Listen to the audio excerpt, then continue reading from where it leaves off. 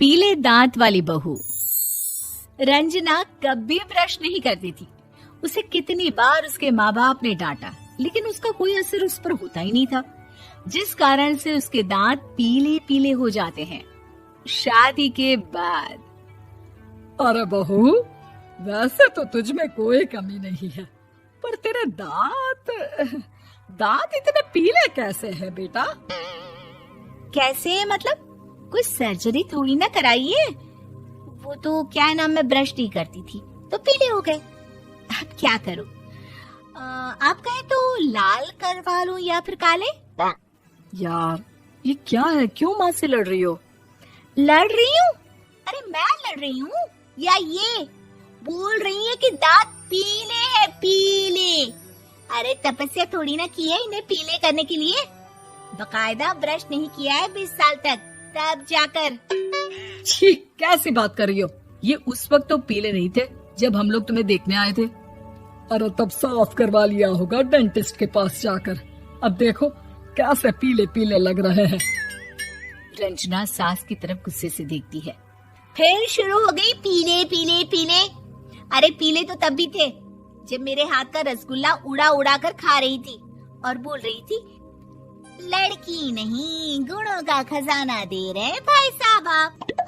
खैर, अब वो लोग करते भी तो क्या करते, पीले दांत वाली बहू पल्ले पड़ी थी तो झेलना तो था ही। एक दिन कीर्तन में रंजना गाना गा रही थी। अरे कमला बहन, माँ का द्वार है, यहाँ तो सब शुद्ध होकर आते हैं, फिर अपनी बहू को ब्रश भी नहीं करवाती तुम।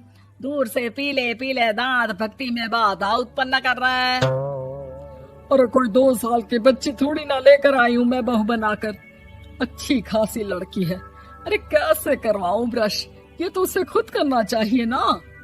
अब माँ बाप तो इसके जैसे तैसे निपटा दिए, ये नहीं सोचा कि सास कैसे संभालेगी। सास बहू को लेकर घर आ जाती है, लेकिन सोच लेती है कि अब इसे लेकर कहीं नहीं जाएगी। अगले रोज बहू कहती है, अरे क्या हो गया, मंदिर नहीं जाना क्या? कीर्तन का वक्त हो रहा है। मेरी मधुर वाणी से कान्हा जी जागते हैं और सोते हैं। आप तो जानती है ना उनकी भक्ति में कितना मन लगता है मेरा। वो क्या है ना, तबीयत ठीक नहीं लग रही है मेरी, आराम करूंगी मैं। तबीयत ठीक नहीं लग रही? अभी तो मिथुन के गाने पर नाच रही थी आप, और अब बोल रही है कि तबीयत ठीक नहीं लग रही। अरे भक्ति में मन लगा लो सासू माँ, ऊपर जाना है, क्या मुंह दिखाओगी आप? हाँ? सास को बहू की बात पर गुस्सा आ जाता है। मैं क्या मुंह दिखाऊंगी, इसकी चिंता तो ना कर, समझी? अपने मुंह की चिंता कर, जो ये पीले पीले दांत लेकर हर जगह पहुंच जाती है। पता है लोग कितना मजाक बनाते हैं। ना जी ना, मैं नहीं जाना कहीं तेरे साथ। तो ये बात है। कोई ना, मत जाओ, मैं अपने कमरे में ही बैठकर भक्ति कर लूंगी। ऊपर वाला दांत थोड़ी ना देखता है, मन देखता है, भावना देखता है। और अरे बस बस, तू सब कुछ दिखा, बस ये सफेद चमकदार दांत ना दिखाना किसी को, है? जा यहाँ से। बहू को सास की बात का कोई फर्क नहीं पड़ता। वो तो जैसी थी वैसी ही रह जाती है। सुबह नहाकर किचन में खाना बनाना, फिर खाना खाना, कीर्तन भजन करना और सो जाना। एक दिन, माँ जी मैं सहेली के घर जा रही हूँ, शाम को लेट आऊंगी। हाँ, तो जाना, मैंने कौन सा तेरी आरती करनी है घर पर बैठकर। रंजना सहेली के घर जाती है, जहाँ वो पार्टी में जाने की तैयारी कर रही होती है। अरे शिखा, कहाँ जाने की तैयारी कर रही है?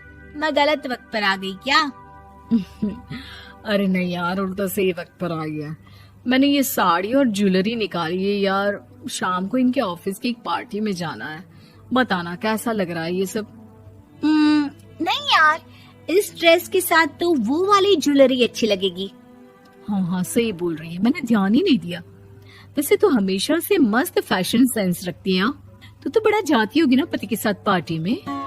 रंजना कुछ नहीं बोलती, बस सोचती है कि यार काश ये बात सही हो जाती, पर मैं क्यों नहीं जाती पार्टी में? क्या इन लोगों की कोई पार्टी होती नहीं होगी?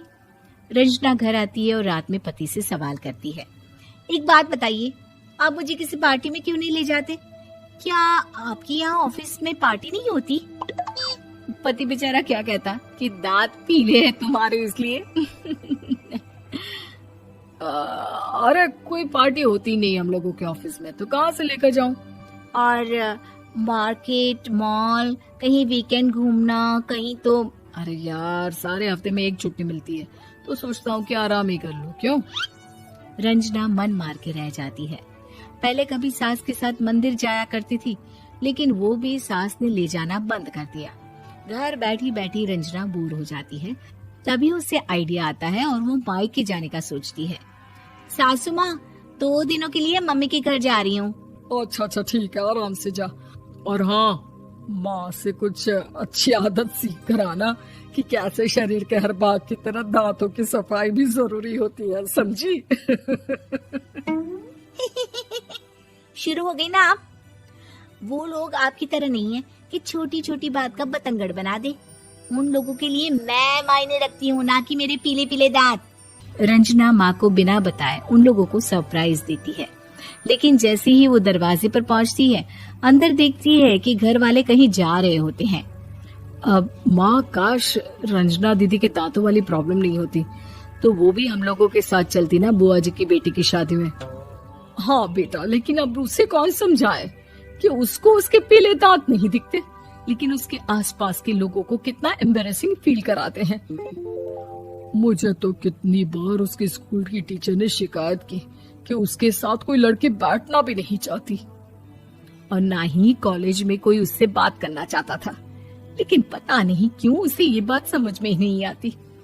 कोई कमी नहीं है उस लड़की में, बस यही कि दांत पीले हैं। वो तो भला हो जीजाजी और उनकी माँ का, जो दीदी को जैसी है वैसे ही रखा हुआ है।